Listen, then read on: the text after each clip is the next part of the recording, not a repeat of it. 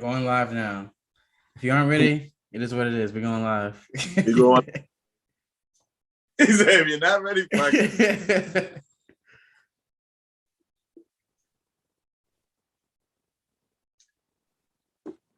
Yep, we are live. Welcome to the Beauty and Violence podcast. You have me and John tonight. Rose, Mike show. You mean that show? We'll see. But Saturday, UFC 269. Let's talk about it, man. UFC 269, like we were talking about earlier, possibly, easily could be fit on the top 3 best cards on paper of the year, easily. Hands down. Will it pan out that way? We gotta wait and see. But yeah, it's an extremely evenly matched card, which is great. Outside of Pena Nunes. That would suck, man. Like that would suck it being like a stacked card, but it doesn't like deliver. Yeah, that would really suck. But you know it happens. So yeah. All right, let's start from the bottom of the card up. First fight, we have Jordan Wright versus Bruno Silva. Who you got? I think Wright takes it. Silva's solid, but I think Wright has the right tools. Wright got the right tools. Hey. I don't know, man. I don't know. I think that Silva beats him pretty easily, actually. Yeah. And he has the power and he has the ground game, I believe, to neutralize Jordan Wright. Now, Jordan Wright's a better striker than we knew, because his first fight wasn't too great, actually, in UFC. But he's shown that he belongs there in his last 2 fights, I believe, or his last fight at least. So, wow. So you have Jordan Wright, huh? Okay. Decision, KO, submission? Decision. All right. I have Bruno Silva, first round TKO. All right, next fight. TKO? First round TKO. All right. No love for the man. All right. All right, next fight. Oh, man. This is going to be a great fight, actually. Augusto Sakai versus Avasta. That's a tough one, man. Yeah. That's a tough one. Because Avasta as of late has looked pretty damn good. Yeah. I was never fully sold on him, but lately he looks like he's taking his, I guess I could say, fitness more seriously. You know, he's looked more solid physically. Yeah. Sakai's problem though. I don't know. I got Sakai. Same here. But Sakai it depends, as well. Depends on that. If that Avasta shows up, that Avasta is scary for anybody, you know? It's possible, yeah. I mean, but I feel like who shows up kind of deal. Yeah, but the thing is, I feel like Sakai has fought the better competition in his last 3 fights. You know, so because of that, I think that he wins maybe a close decision. Like, I'm not saying it'll be easy, but I feel like he's able to stay on the outside and beat Avasta. So we both have Sakai. All right. Pedro Munoz versus Dominique Cruz, the legend Dominique Cruz. This is tough for me to talk about. I've been riding with Dominique Cruz since I started watching MMA. Right. Pedro Munoz is a fucking problem too. Again, this is like a Avasta deal. It's gonna be what Dominique Cruz is gonna show up. You know, he's the shadow of his former self, yes, but even that shadow beats 99% of that roster. So yeah, I got Dominique Cruz winning. So yeah, I think Munoz is gonna make him grind out a decision, but I just think he's gonna score more points. You actually make a great point. So I was going back and forth on this fight because Pedro Munoz has some great leg kicks. I just feel like Cruz's movement won't allow him to land those kicks clean on him. Mm-hmm. And because of that, I feel like Cruz is going to get a decision. He's going to outpoint him. He's going to outclass him probably every round. The closest round will probably be round 1, in my opinion. And so Cruz battered, bruised. But I think Yes. he's gonna edge it out. Yeah, and also too, Cruz, a fully non-injured Cruz might be still very dangerous still. So Not might be, he is. yeah, Might be. yeah.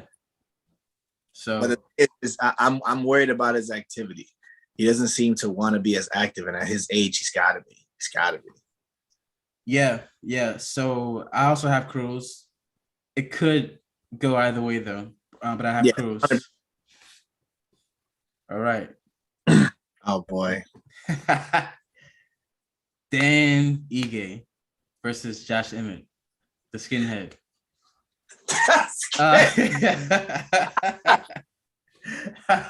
I'm just kidding, Josh.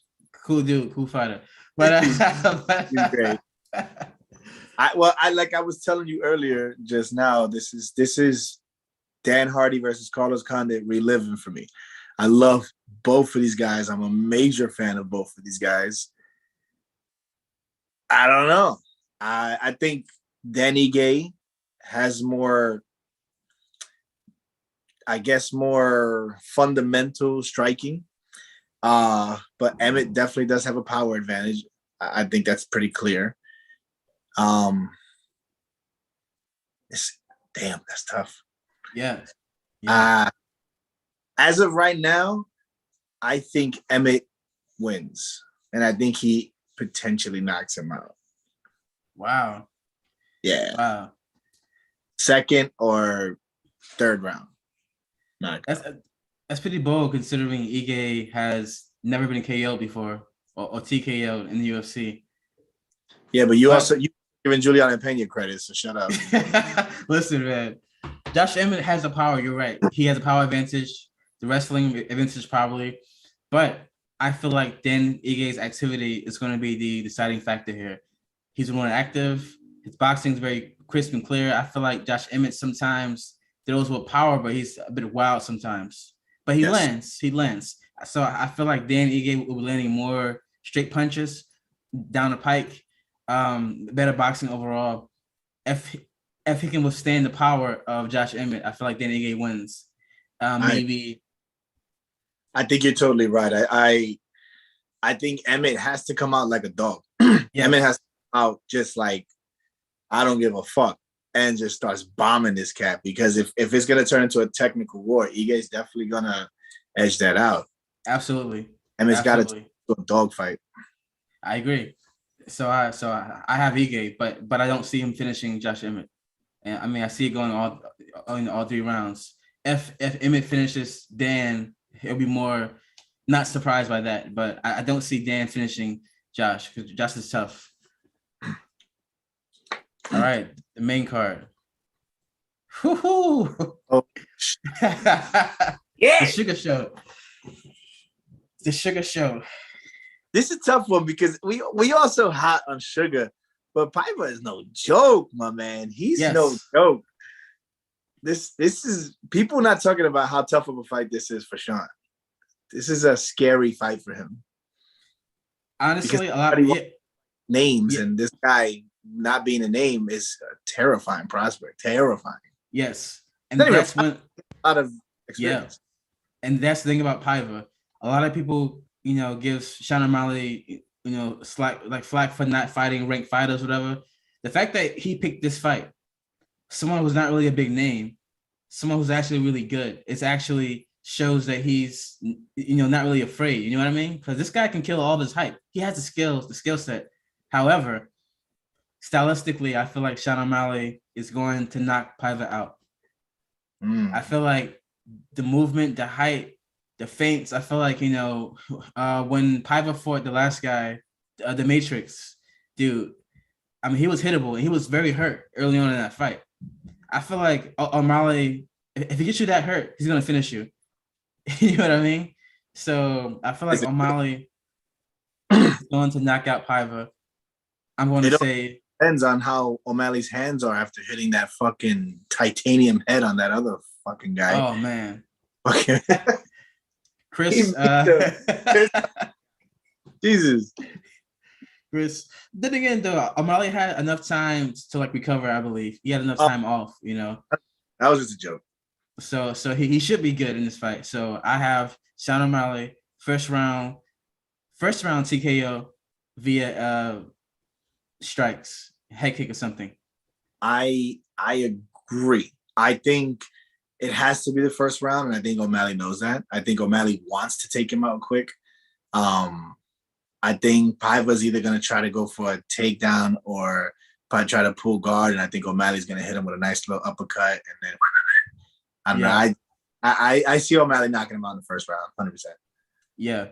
Granted, and I say that while knowing Paiva's terrifying. I'm not taking anything from him. I just think, as of right now, I think O'Malley absolutely has the tools to beat him. We're just saying that don't count out this guy just because you don't know who he is. This dude absolutely. Absolutely. And yeah, man, I agree. So we both agree on Sean O'Malley, who's a pretty comfortable favorite in this fight. All right. Cody No Love Garbrandt versus Kai Kara-France, baby. All right. No, nothing else needs to be said. That flyweight chin is getting broken. That's what I believe as well. I believe that, you know, when you drop a weight class, certain things have to give, and that is also your chin a bit, you know, your durability. I feel like Kai Kara-France is comfortable here. You know, he's comfortable in the movement, and all that stuff's comfortable here. He's going to have the advantage in this fight. You know, he's been here before. Cody looked pretty bad when you saw the photos of the weight cut. That worries me. And the fact that his team, I'm hearing that his team were like back and forth about it. That worries me too. So I think Kai Kara-France gets the knockout here. You think he called TK for help on the weight cut? Hell no, man. The irony of that though. But I feel like Kai Kara-France gets the knockout here. I'm gonna say first round KO. Okay, bam. Kai Kara-France gets the devastating clean knockout in the first round. He's gonna be able to bait out Cody Garbrandt. Garbrandt's gonna get a little wild. He's gonna be able to catch him on his chin, face plant. First round knockout. I didn't wait. As much as you know how I am, I'm gonna give him the benefit of the doubt. I think Cody survives the first round, and I think Kara is gonna submit him in the second round. I think he's gonna hurt him, and I think he's gonna rear naked choke him. And they're gonna get a nice picture of Cody's face getting choked out.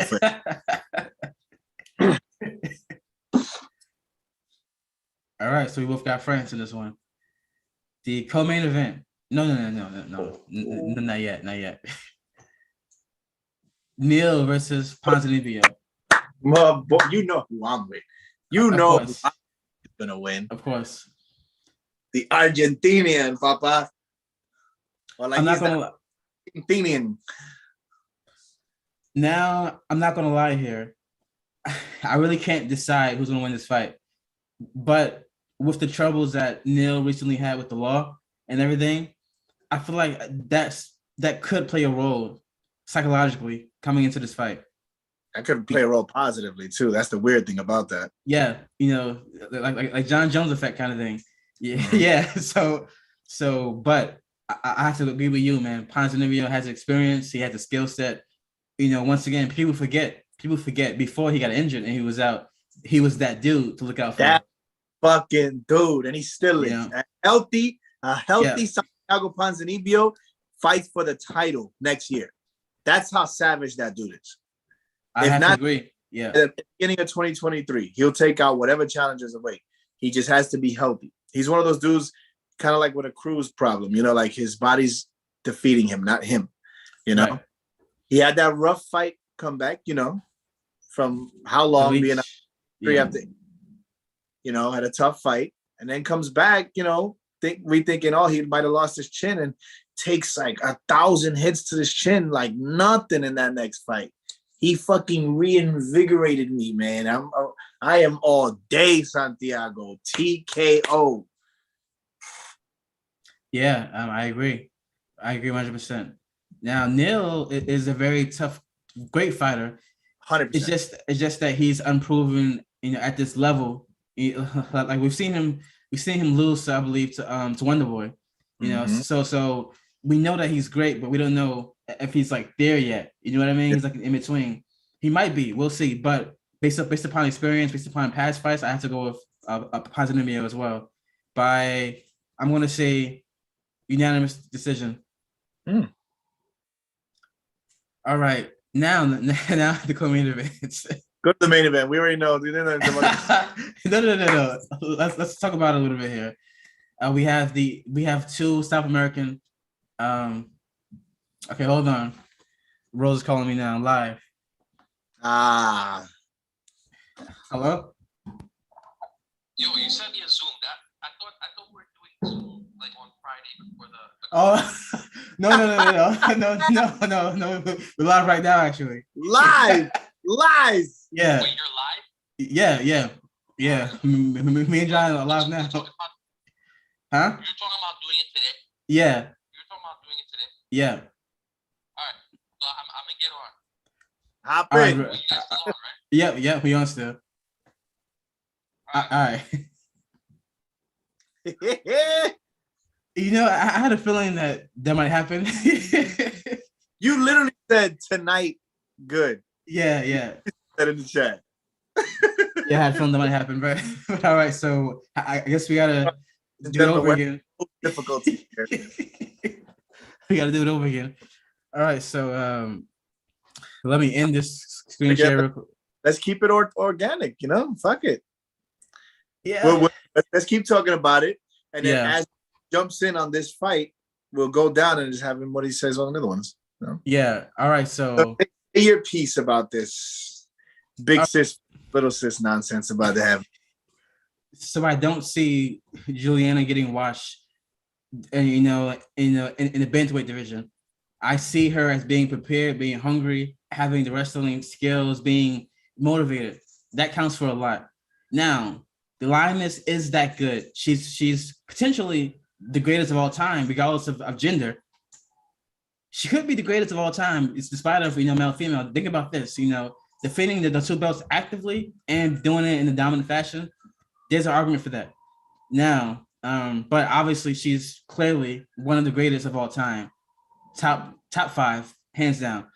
I think that some fighters get comfortable in fighting in the heavier weight divisions because the weight cut doesn't have to be done, all that stuff. She's rich. She's living in a great lifestyle. All this stuff is going on. I feel like she may not be as reluctant to cut the weight and put in the same work. I could be wrong. But I do feel like Juliana has more of a chance than people are giving her. I don't think she wins, though. I don't think she wins. But I feel like she has more of a chance than people are giving her.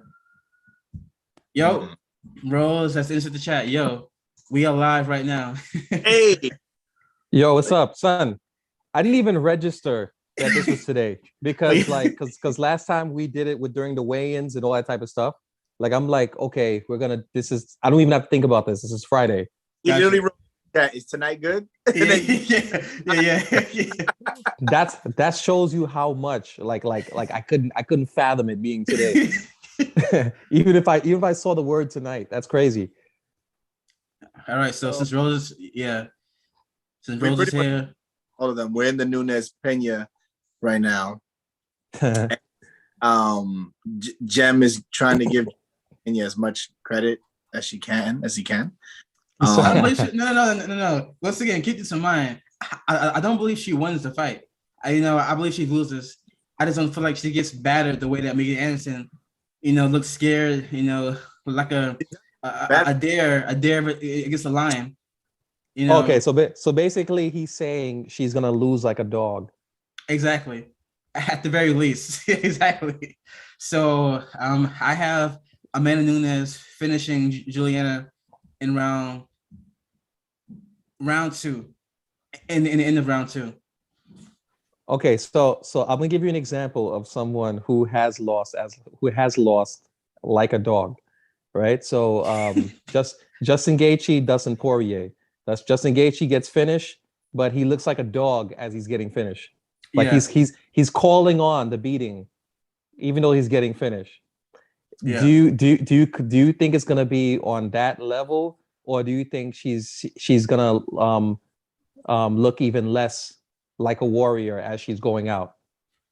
Here's the thing about Juliana. I mean, I don't really see her the type to like really squirm and look scared and give up like that. You know what I mean? Like her last fights haven't shown me that in her. And let's not forget, there was a point in time prior to her fighting Valentina Shevchenko, Juliana was considered a favorite, I believe, in that fight, if I'm not mistaken, versus Valentina years ago. It's just that once Juliana left the sport, had a child, came back, she hasn't looked as dominant. But I still think that dog in wrestling is in her. I feel like if anything, the ground game is her only chance. Not saying she's going to win, but I feel like she's going to put up a fight. Okay, I'd correct the word ground and say grind. Grind, yes. Like she's going to just wrestle her against the cage, that kind of stuff. But Amanda Nunes might be that good to like fend that off and just pop, 1-2. You remember what happened to Jessica I when she fought Valentina Shevchenko? Oh yeah. That's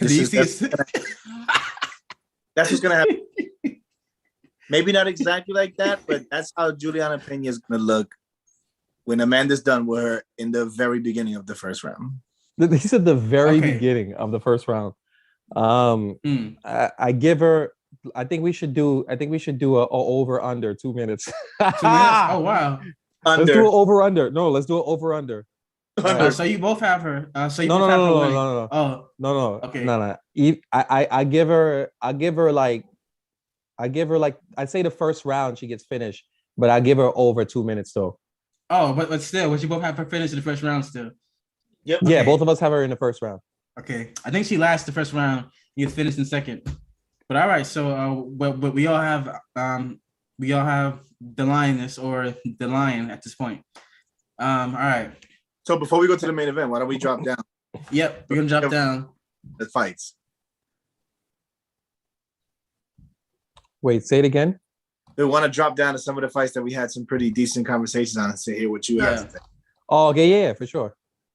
So Rose, so you want to start with the main card or the prelims? Prelims. All right. Here we are with the prelims. We got Jordan Wright versus Bruno Silva. I have Bruno Silva. John has Jordan Wright. I got Jordan Wright. I think he's gonna come out like a bat out of hell. Yeah. I think he's gonna come out like a bat out of hell, especially when you look at his last fight. Bruno Silva, to me, takes a little while to get started, and I think he's just gonna have that flash knockout before he gets his, really gets it together. Okay. All right. So you both got Jordan Wright. Avasta. Yeah. Say it again. You think Wright finishes him? Yeah, for sure. I Wow. think Bruno Silva is kind of slow on the trigger, like in the first round, and then when he gets it going, like, if the fight like goes longer, I think it would favor Bruno Silva, but like I feel like it's gonna be a first round finish. Wow, so you and him both have Wright finishing Silva, and I have Silva completely washing Jordan Wright. So we got like I have Wright as decision. I think I did. Yeah, decision. Yeah. Yeah. So we have Now- extreme opinions. Silva looked great in his last fight. Who's that guy he fought last night? That last fight? He fought somebody that was like he fought some dude that was like a veteran. Anyway, I got Jordan Wright. All right. So second fight, Tai Avasta versus Augusto Sakai. I got Ty. Okay. Finish? Yeah, Ty's looked amazing, bro. Like So Ty me with those Okay. Ty with those I think that guy is solid, but I don't think he's as dynamic on the feet as Ty. And Ty loads up on everything. Like he loads up on like his calf kicks, which and he cuts angles now. That he cuts angles these days. So he doesn't just stay there right in the pocket. he's able to do a step back like like he Yeah. did to what you call it, Greg Hardy. You know what I mean? So he's looked impressive to me, and then he always has those hands. Wow. All right. Sakai, yeah, I mean, it's crazy. Like this is the most split we've been at the Yeah, end of the card. Wait. Who y'all got? Shows up. If the S- plate shows up and as good as he's looked, Sakai's gonna have his hands full. But it's one of those, like I was telling Jem, it's one of those like Stephanie, what's up? Yeah. Wait. Who do y'all got? You got I got- Sakai. Yep. You got Sakai, and Jim has Sakai too. Yeah. Ah, The, okay. the reason why I have Sakai is because I feel like he fought the better competition, the harder competition he's fought in his last few fights. So I feel like that experience is going to carry on. You know, I mean, I wouldn't go that far. When it comes to like fights, now it's one thing to fight someone. It's one thing to lose. I mean, it's one thing to fight someone, and then there's one thing to win against someone. Like he fought great competition. I think he fought what's his name, Dos Santos, right? RDA, he not fought RDA, Rosenstruck. JDA. He fought. Wait, hold on. Sakai, see his record real quick. No, Tai to Avasa. Tai to okay. Avasa fought. He fought JDS. He fought because there was a point where he was on a tear and we thought he was just gonna just keep going up, and then he went on a 3-fight losing streak. Yeah. Yes. So Ty beat Andrei Arlovsky. Mm-hmm. very old. Marching to Tabora. He beat Chase Sherman. I'm blogging Ovanoy. I don't know who that is, but he's also a top fighter. He's lost to Overeem, and he's lost to Rosenstruck. He fought Rosenstruck, right? Yep. Tai to Avasa? No, Sakai. Okay. All right. Point taken. I still got Tai though. Okay. All right, yeah. I think this is the most split that we've been so far on the card. All right. Next fight, Josh Emmett versus no. What am I doing? Oh man. Cruz versus Pedro. Man. Okay, so I got Cruz. This is why. Pedro Munoz has the body and the like he doesn't have like wear and tear on his body. So I'd say he has the body that he needs, but Cruz has the brain that's necessary to win that fight. So I think that the story of that fight is gonna be IQ and will. Like both of them have a strong will. Both of them have what do you call that? Yeah, both of them have a strong will. Grit. But what's his name? Dominique Cruz has the brain and he has the will. Right. How do you think he wins? Decision. Yeah. Decision. Yeah. Easily. So we all have the same. I didn't know that. The same. Yeah.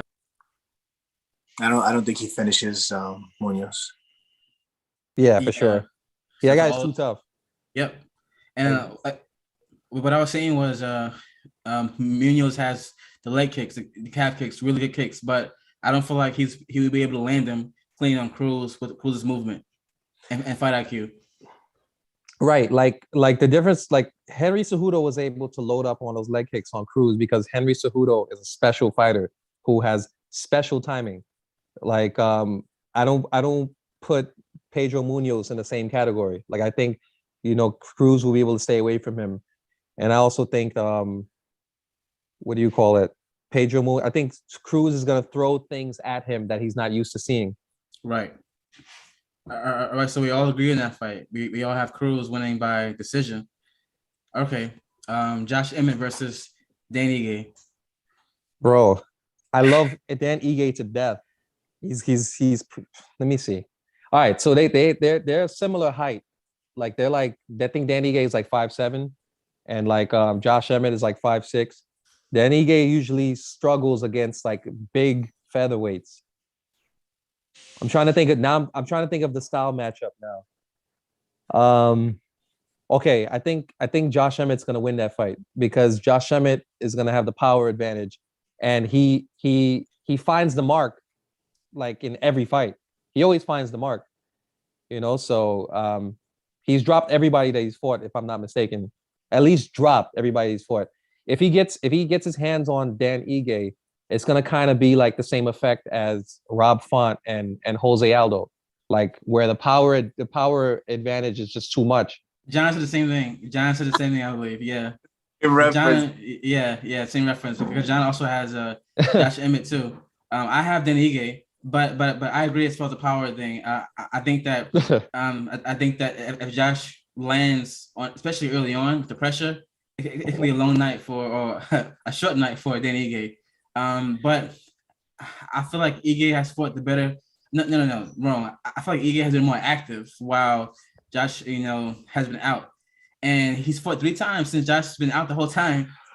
And I also feel like he has a better boxing, but I feel like the power could be a problem, but I just think that Dan Ige is just going to be able to, withstand it. I could be wrong, but I have Ige. So you and him have Josh. Okay. And you're not listen, wrong. that's what I'm saying. Like you, I respect that. I respect your pick because at the end of the day, Dan Ige beat Edson Barbosa. You know what I mean? So who am I to? Yeah. You know what I'm saying? Who am I to say that he has no chance? And beat him on a high, like Edson Barbosa on a high. Right. Yeah. It's a tough matchup. Yeah. That easily go either way. Easily. Yeah. All right. We got the Sugar Show versus Paiva. Come on, son. You even have to ask me that question? Come on, man. Bro, Sugar Sean, son. I've been drinking the Kool-Aid since the beginning. Since the Contender Series, I've been drinking the Kool-Aid. You have. I think Sean O'Malley is gonna finish Piver. He has. I think he's gonna finish him in probably like the second round because that dude is really tough. But he has a way of. Sean O'Malley has a way of making everyone who gets in front of him kind of look like Eddie Wineland came from what do you call it, WEC. He's like kind of like a legend of that division in a way. Like he's not like Uriah Faber, but he's like a renowned bantamweight. Yeah. You know what I'm saying? And he made him look like he was like he never should have ever been in any division. You know what I'm saying? You're right. So and Sean, man, let me look at the matchup. Yeah, that guy moves forward. I don't think his striking is that impressive. I think his biggest thing is toughness. So he's gonna be a higher level Chris Matinho. And I don't know if his chin is gonna hold up like Matinho. I don't think anybody's will. Yeah. So right. So I think Piver is gonna get finished in the second round. All right, so we all agree. That's right. Yeah, first round. For me, first round. Yeah. Okay. And once again, like you said, Paiva's tough, great fighter. Actually a very tough fight to take for someone like Sean O'Malley, who Sean O'Malley didn't have to fight him at all. He could have fought someone else, but he chose him, who's like a no name, who's tough, which is always dangerous. But I feel like stylistically, Sean O'Malley will definitely get it done because you know what I mean. Yeah, and we're saying the first. Well, I know I am. I think he agrees with me. Is that it's not because we know who Paiva is and we know how dangerous he is, and because of that, I think O'Malley knows he needs to finish in the first. He doesn't want to get into a long, drawn-out battle with this cat. This dude is legit. Yeah. Right. Now, if you were to tell me that Sean O'Malley was facing another dynamic striker, or another like really sharp shooter, like Adrian Yanez, something like that, gotcha, then yeah. I'd be a little worried. Or like a really good wrestler in that division, like Marab. You know what I'm saying? Something like that. Like those two would, make me a little uncomfortable. Well, Marab for sure. He'd make me really uncomfortable. Yeah. Yeah, because Kylie Phillips, the Matrix we fought in last fight, the Matrix had Paiva hurt early on, really hurt. So I feel like if that was Sean O'Malley, then the fight would have been finished. Even though Matrix is a great striker too. But okay. Kai Kara France versus Cody Nolchin. He said Cody Nolchin. Who you got? Man, I think this is one of those situations where even though I think Cody has like a extreme power advantage, I think how do you say Kai Cara France. France? Kai Cara France. Yeah. I think he's probably gonna get it done because I think he's special in his own right because he looks like he could be Cody Garbrandt's like 7-year-old like little brother. But he has those the city kickboxing style like down, like because he's always beating guys who are like way bigger than him. So for him to be Cody's introduction to the flyweight, Yeah. I think it could be a tough night for Cody.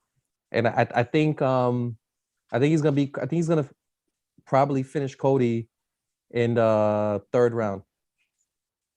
How? Knockout, like TKO. TKO? Yeah. Gem, clean knockout. Yeah, I should have him like knocking out Cody clean on the first round, and it's gonna be one of those moments that be like, oh man, we put it in the year ends that we talk about for like weeks. See, I'm giving Cody a little more respect. You know what I'm saying? That's why I said second round. Yeah. I got Kai doing a rear naked choke on a very dazed Cody Garbrandt in the second round. Oh, okay, that was good. Okay, that was very visual. Then we have Neil versus Positivio. Oh man, great fight. God, Jesus Christ, that's so disgusting. Like, like good matchup kind of card, yo. This is like a really man, son. I love Neil to death, but I think Ponzinibbio might get this one. Yeah, I think he might get this one, and you can't have a fight with those two guys and there not be a finish. Like I think it's almost impossible. So unfortunately, for my man Neil, he's gonna get finished probably in like the third round. And you notice they're both minus 110. Yeah, so the odds are even. No, okay. Now, and I also got to say that it's a very close fight, but I think Ponzinibbio is more of a dog. Like he comes from, like, you know what I'm saying, like the grittiest places. He's cut from a different cloth. Yeah. Who y'all had? Same. Yeah. Oh, Ponzinibbio as well. Yeah. You know I'm going with Ponzinibbio. Come on. Oh, yeah. Come on. For sure. All right. We did this versus Little already, right? We don't need to do this no more? Yeah, we did this already. Yeah. All right. Now, the main fight, the main event. This, like the brawl for it all, the lightweight title bout. Oh, talking about we're here already? Like we're at the top fight? Damn, that was fast. Yeah. Okay. The top fight. All right, believe it or not, I have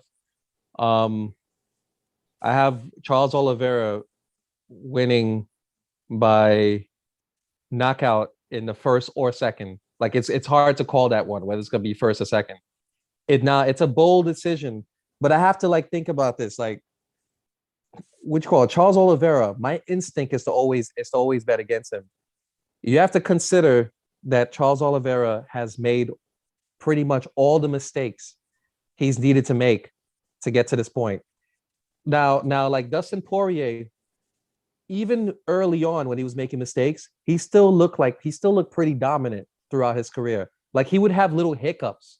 You know what I'm saying? That's a difference between Dustin Poirier and Charles Oliveira. Charles Oliveira was just falling down over and over again at different times. Like he couldn't string anything together. Now he's finally got to the point where he's literally he's almost a perfect fighter. He has just as much power as Poirier, but has more precision. Then he has a submission threat. Bro, that dude, I mean, to take that belt out of his hands, you're gonna have to cut his arm off, bro. like in my opinion. So I have Charles Oliveira in knocking Dustin Poirier out in the first or second round. Man, Here's my thought process. So I think, man, I'm going for Dustin Poirier, and I know that's gonna sound crazy. No, me too. I want Yeah. him to. I want him to win. I Yeah, want I- Dustin Poirier to win. Love Oliveira. My God, I love that man. But I've been riding with Dustin since the beginning, man. Like I love that dude. And I think they both have everything they need to beat the other one. And this is the scary part about this. And I have this weird thing with Dustin Poirier that I do believe he lets the spotlight get to him. You're going with Neil? Okay. That worries me always when it gets down to the nitty-gritty, the gold. When it's about like who's the dog or who's the most savage and this and that, he's in it. He don't give a fuck. But when it comes to the gold, he lets the world around him weigh on him. And especially you hear him talk about his wife and the promise that he's always going to be the champ. And he's talking about his wife. You can hear it in his voice, and I worry that he lets it get to him too much. And that's, I think, the deciding factor. I think Dustin on merit should win this fight. And I agree with you that I think you said it perfectly that Charles Oliveira, I think, has become the complete fighter. He's like Goku. He just keeps leveling up and leveling up, you know? And though I think Dustin can edge it out, it's going to be the hardest. It's going to be harder than the Justin Gaethje fight. Like if Dustin Poirier pulls it off, Oliveira is going to bring out the absolute best in him. But this seriously can go either way. I can honestly tell you I have no fucking idea. I'm just going to say I think Dustin can do it. I think this is his time, and I think he knows it's his time, and I think he won't. Just like you said, you'll have to rip his arm off to take the belt. I think Dustin's just like, he's like, I'm going to die in there if I have to. Sure. And I think he could potentially die because I don't think he'll tap. That's the thing. The reason why I think Oliveira, the one thing about the striking, even though people know he improved a lot, I think people are still doubting his striking a little bit. It's still like, yeah, he's great, but you know what I mean? But Poirier is like, yeah, he's good, but Poirier is like the man. I think people are going to be surprised with the striking of Oliveira versus Poirier and how well he... Not us, but a lot of casuals still will be surprised. But I think that Oliveira's that submission threat is so dangerous. Even if Poirier hurts him and tries to go on the ground, make one mistake, I feel like that's it for him. Because of that, I feel like Oliveira has the advantages and he's going to win the fight. Here's another thing I have to mention. Oliveira, within this winning streak, even if you include the times that he got knocked down by Jack Tyson Chandler, has looked like he's been walking on water for the last 9 fights. It's like a 9-fight winning streak, right? He's been walking on water. Like Dustin Poirier has been giving like fight of the year performances, right? Fight of the year performances, like edging certain fights out. Dan Hooker, that's like a back and forth. He's been he's had those moments where you're like, oh shit, like Justin Gaethje, blood and guts type of stuff. But like Charles Oliveira has been walking on water. You know what I'm saying? Like he's had like this air of invincibility about him lately. Like when he fought Tyson Chandler, like he was so close. When he fought Michael Chandler, when he fought Michael Chandler, even when he looked like he was about to get finished in the first round, he came out the second round like that, like he erased that from his memory. Like he looked like he was just gun hold on just like that belt is mine. So I don't know, man. I got Oliveira. On your point, the argument can be made. It's just that's how Dustin fights. We may get nervous because he gets in these gritty fights and he apparently just gets hit here and there. But a lot of fighters, they need that shit. Some fighters don't wake up until they get that. Yeah. So Dustin, every interview he has about any fight, he says the same shit. I hope this goes 5 rounds and I hope we're bloody and in the hospital afterwards. Like, this is how sick that bastard is. He wants that shit, you know? I think that's just how he fights. I don't think that means that he was at a disadvantage at any moment, maybe, but that's how he fights, you know? But granted, Charles just keeps leveling up and leveling up and leveling up. And you know he's doing his homework and you know he ain't taking this man lightly. It's going to be tough night for both of these motherfuckers. It's gonna be right. So that's the whole thing. Like, I feel like if Poirier wins, like, it won't surprise me, you know, and like I'll be happy if he wins too. But I just feel like Oliveira, I feel like there's something about him that's still being slept on because of his past. He quit before, you know, like fights ago. Like people are still holding on to that hope that he's the same kind of guy. You know what I mean? A little bit. But I feel like he's gonna shock people in how he performs against Poirier in this fight, and I feel like he has more tools to win. Like I said, his hands look sharp, his striking looks really sharp. His jiu-jitsu, it's scary, you know. Bro, Oliveira is like the little brother of the lightweight division. Like everyone still thinks he's the little brother. And little brother is all grown up and fucking everybody up. Right. Yeah. So you know the will that a little brother develops. He's literally the little brother of that division. Yeah. It's a cool theory. I like it. Yeah. I'm gonna call him.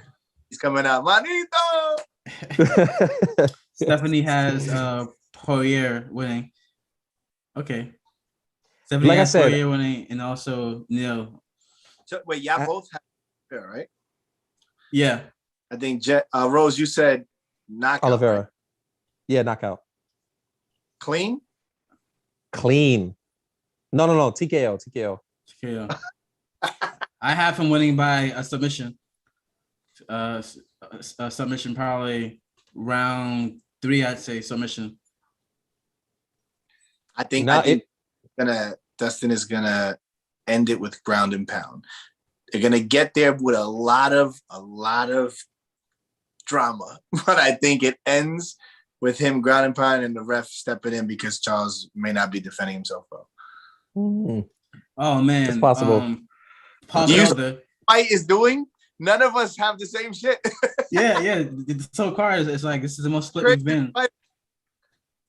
It's amazing, man. Like Paul Felder, the visual of Paul Felder landing those elbows on Oliveira's face is still in my head. That was brutal. I think he learned from that though. But yeah. Only time will tell. Like, take a look at me now. Yeah.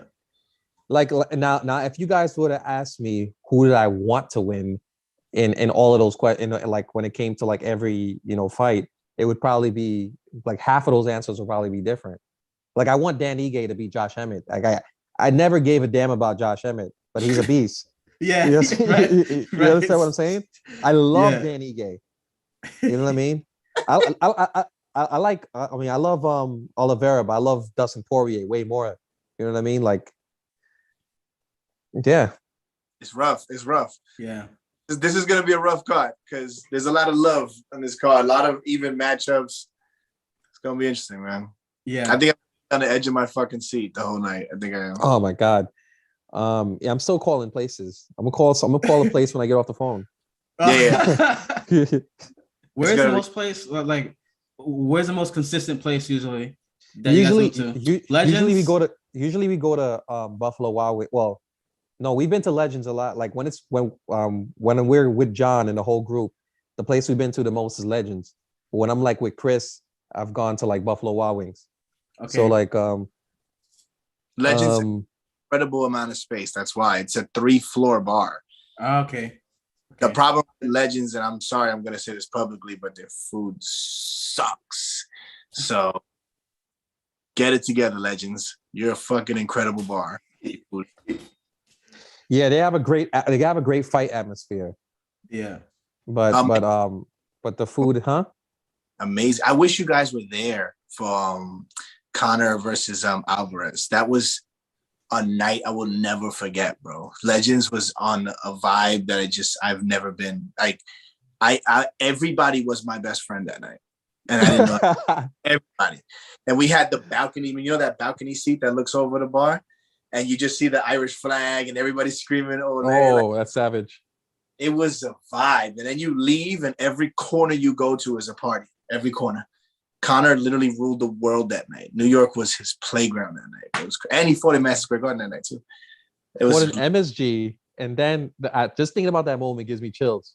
And then his speech at the end.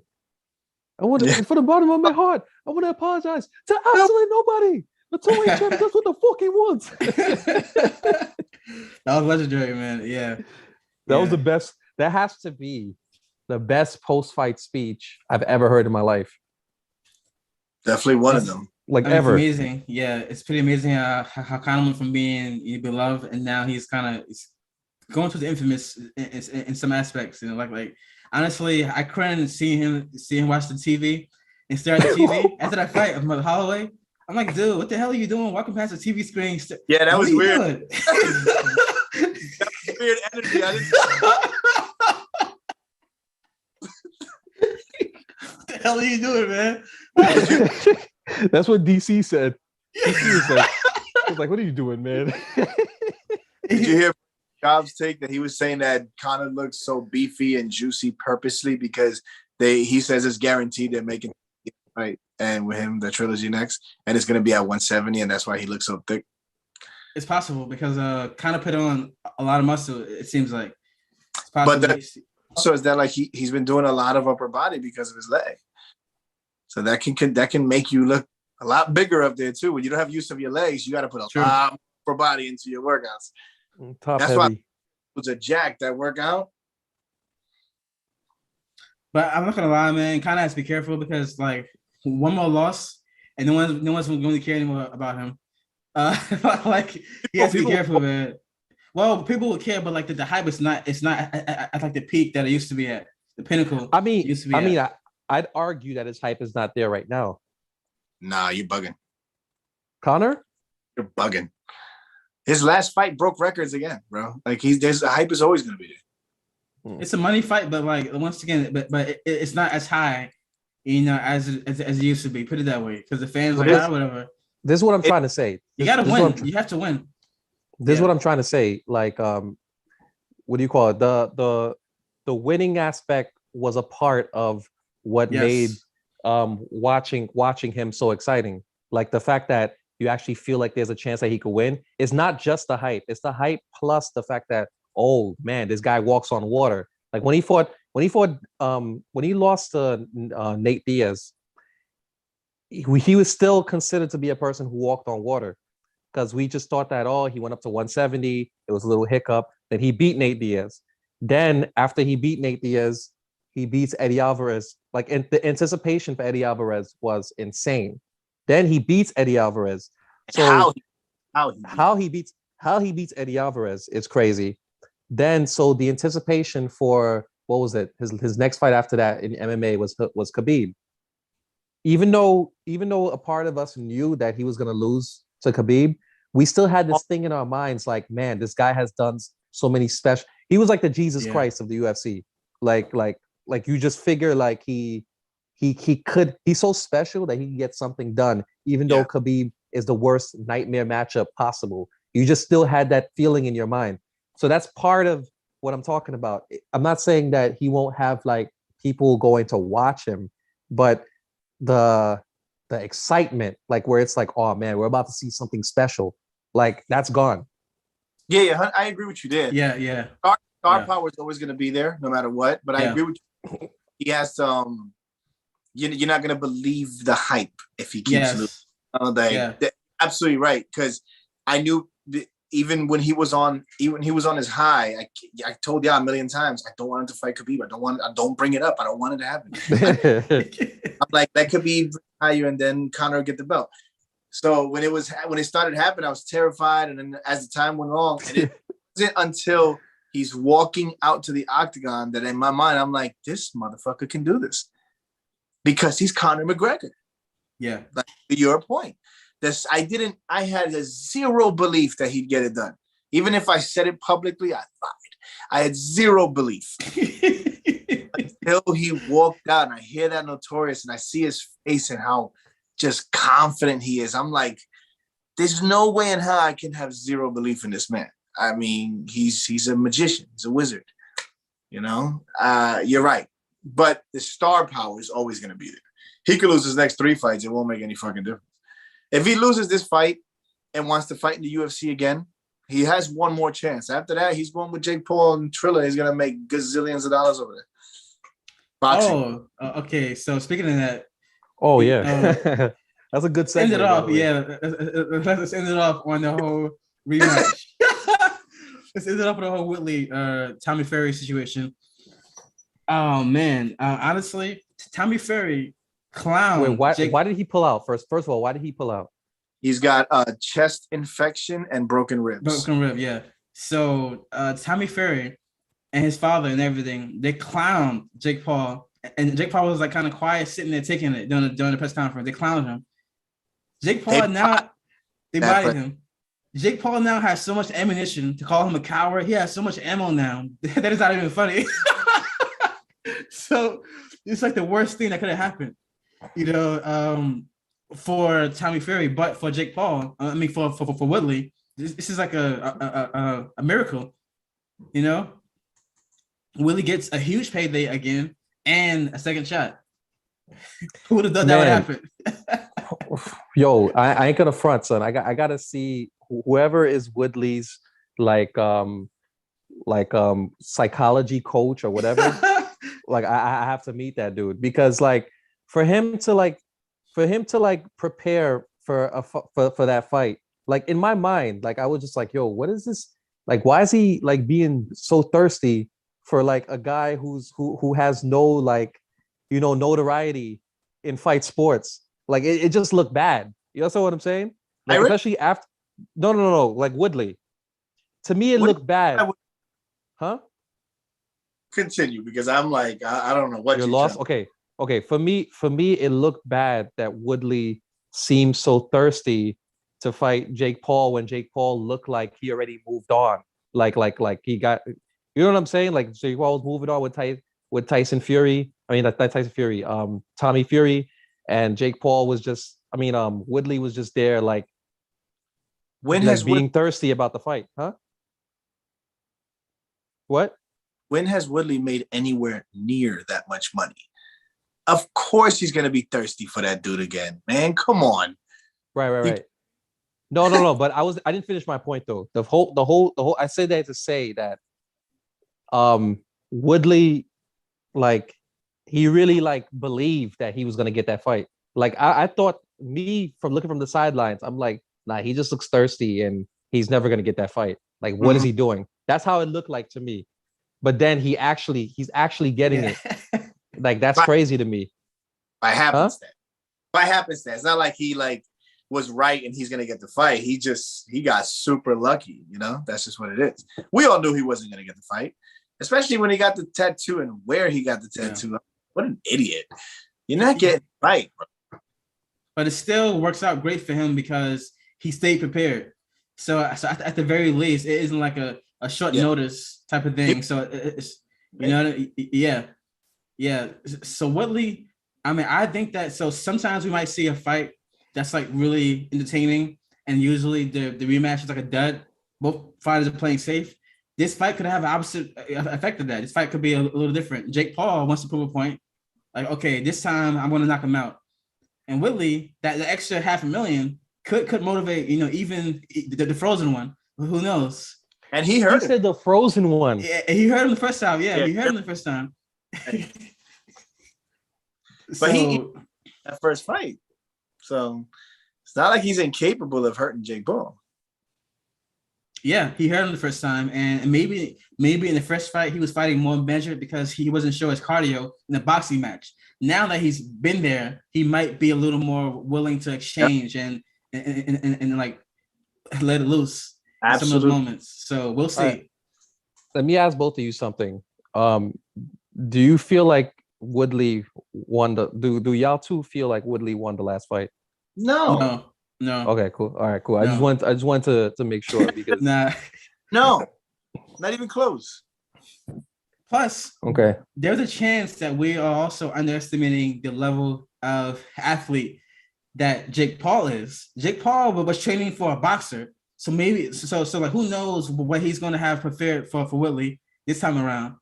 You know what I mean?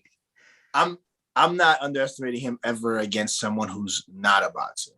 I might always choose Jake Paul on people who are not boxers, depending if he fights the highest level. Like if by some happenstance, like him and Israel Adesanya fight or something like that, I'm gonna look at that a little differently, you know. But if he fights a boxer, then yeah. But I'm not. Yeah. However, though, that triad event kind of showed me some things. You know, Mike Perry. I was gonna bring that up, but yeah, go ahead. Mike Perry, the guy that Perry fought. Mike Perry fought a legit boxer with great skills and beat him. I know that it's a whole different, you know, time and it's a triangle shape. But well, he looked good in that fight. Sure.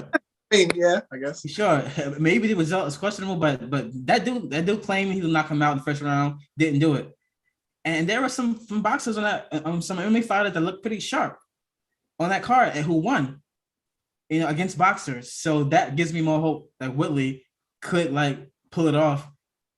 I mean, the last time he could have pulled it off, but his dumb ass wasn't so scared. So there's some belief that I have in Woodley still. Versus Jake Paul anyway. For me, I think that the data that you show with the boxing, how like the MMA fighters, what do you call it, beat the boxers, like they like more MMA fighters won against the boxers that night. I think it was like 11-4 or something like that. Yeah. For me, that kind of proves the point of that Jake Paul would win, because for me, Jake Paul has to have something a little bit extra for him to have beaten Woodley. If a lot of these, if this guy couldn't beat Mike Perry, okay, right? A guy who's way more skilled than Mike Perry, he couldn't beat him. And Jake Paul beat Woodley. Gotcha. Who I think is better than Mike Perry. I feel like Jake Paul has something a little extra. You understand what I'm saying? I don't know if it's the pressure that comes with him, with fighting him. I don't know what it is, but he has an intangible that allows him to, like, you know, win these fights. Yeah. Like Jake Paul, there's something about him. You know, people say YouTuber, but maybe he's a perfect YouTuber turned fighter. Maybe he already had the talent and the genes for it. You know what I mean? Who knows? Who knows? I mean, of course, we can't even have we that. Can't tell yet, right? We can't tell yet, you know. Boxer. Right. That competition can't even be had, because though he did beat Tyron Woodley fair and square, he didn't look phenomenal. You're right. But he looked very sluggish, very like at times didn't know what to do, you know, and Tyron wasn't really doing much to not know what to do. So if somebody's coming at you with speed and precision and you know, slipping punches and all that stuff, he might wilt under all that. You don't know. We don't know. Now, That's question. That. Now, so if you're someone who's like a Tommy Fury, like we all know a lot of fighters go in the fight injured, torn this, broken that, but they still fight still. Do you believe that a confident fighter would have kept that information private and still fought Jake Paul? Like, you know what, even injured, you know, is getting smoked. Or do you feel like the injury was that bad? Well, if it was in fact an infection in the chest, bro, there's then you're talking your cardio's gone. You know, depending on how long the infection lasted. Broken ribs, my nigga. Because the broken ribs, like Anderson Silva, like beat Chael Sonnen in his prime with a broken rib in MMA. But he broke it. Huh? No. His rib was broken before he got in the fight. So like, and that makes it even more impressive, by the way. But the chest infection part for sure, like that's another, you know, factor that I think, you know, is important. Anderson Silva, that was the Chael Sonnen fight, right? You said? Yeah. I mean, he didn't really have a fear of Chael Sonnen hitting him in the ribs. Let's just be real. Jake Paul. Man, but Chael Sonnen battered him. He did. Chelsea didn't batter him. Yeah. But what I'm saying is, at that moment, prior to the fight, he thought he had any fear he was gonna get hooked to the ribs. Chael Sonnen don't fight that. Chael Sonnen's he's going for the head and then going for the double leg, and he's in the ground and pound. So the ribs were in a way safe in his mind. If he was going that same Anderson Silva at that same time was going to fight this Jake Paul, I don't think he does it. Jake Paul, one good hook from Jake Paul. Jake Paul got power, bro. Yeah. Shot them bitches. I wouldn't do it. I'll tell you that. Unfortunately, Tommy Fury. Brother's the champion of the world. We good. I'm all right. I'll wait on that. That's the thing. I think that he knew that, he was talking so much, he was talking trash, but I think that's the only thing to sell the fight. I think kind of deep down, he's like, you know what? Maybe Jake Paul is pretty good. So, I have to be fully ready to fight him. You know what I mean? He don't want that man to hit him in the ribs. He don't want that. Yeah.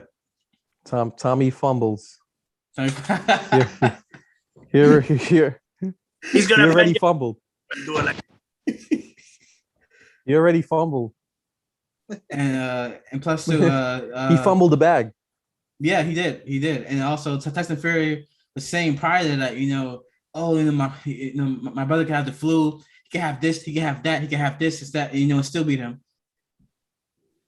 Now that kind of backfired now. I wonder if it's Tyson Fury's regimen that caused this injury. Oh, that was the video they were showing.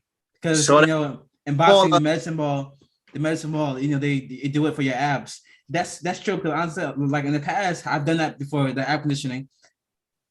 That shit is you gotta be careful with that. You gotta be careful with that because it's actually those, and I'm gonna fart and run away. Yeah, like doing it the wrong way, or like trying to be tough because you're a gypsy. It's stupid, I feel like Jake. It's only a matter of time for Jake to post that video online. Yeah, and start to the Tyson. It's only a matter of time. Jake has a lot of ammo now to troll the hell out of him. It's going to be relentless. All right, guys. Any last words about UFC, the UFC card? Son, I can't wait. I'm gonna go find a venue like when I get off the phone. If you are a casual and you are a fan of star power, which we understand, we know Conor's not going to be on this card getting knocked out. This is fight hard. Right. Do you favor and watch these goddamn fights? Yeah. All right, there we have it. All right. See you guys on Until Saturday. Next time. Saturday.